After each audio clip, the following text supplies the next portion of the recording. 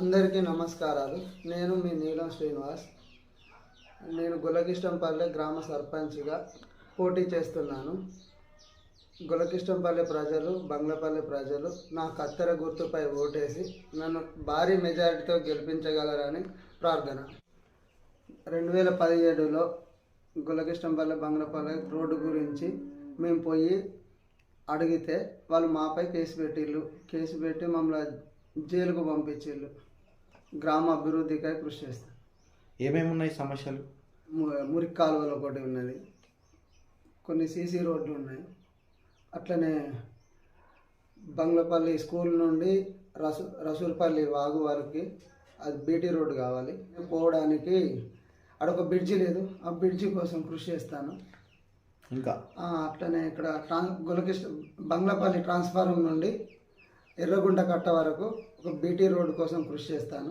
అలాగే ఇక్కడ బీరప్ప టెంపుల్ ఉంది, ఆ టెంపుల్ కోసం బాట లేదు, ఆ బాట కోసం అలానే టెంపుల్ డెవలప్మెంట్ కోసం కృషి చేస్తాను.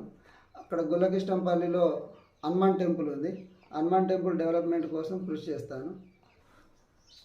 గ్రామ ప్రజలు నన్ను గెలిపిస్తే నేను బంగ్లపల్లి గ్రామం నుండి రసూరుపల్లి వరకు బీటీ రోడ్ అయ్యే విధంగా, అదేవిధంగా వాగులో బ్రిడ్జి అయ్యే విధంగా, మళ్ళీ బీరప్ప టెంపుల్కు రోడ్డు వచ్చే విధంగా టెంపుల్ డెవలప్మెంట్ కోసం, అలాగే గులకిష్టంపల్లిలో ఉన్న హనుమాన్ టెంపుల్ డెవలప్మెంట్ కోసం, అలాగే బంగ్లపల్లి ట్రాన్స్ఫారం నుండి ఎర్రగుంట కట్ట వరకు బీటీ రోడ్ అయ్యే విధంగా, అలాగే సీసీ రోడ్స్, మురికి కాలువలు అయ్యే విధంగా.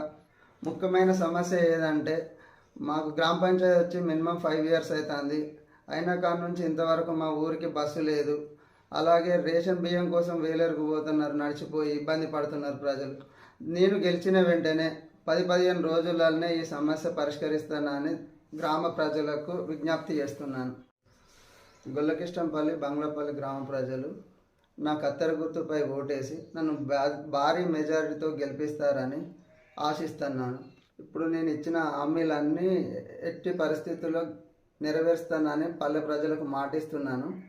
అదేవిధంగా పల్లె కోసం నేను జైలుకు పోయొచ్చిన వ్యక్తిని. నా కత్తెర గుర్తుపై ఓటేసి నన్ను భారీ మెజారిటీతో గెలిపించగలరని నా మనవి.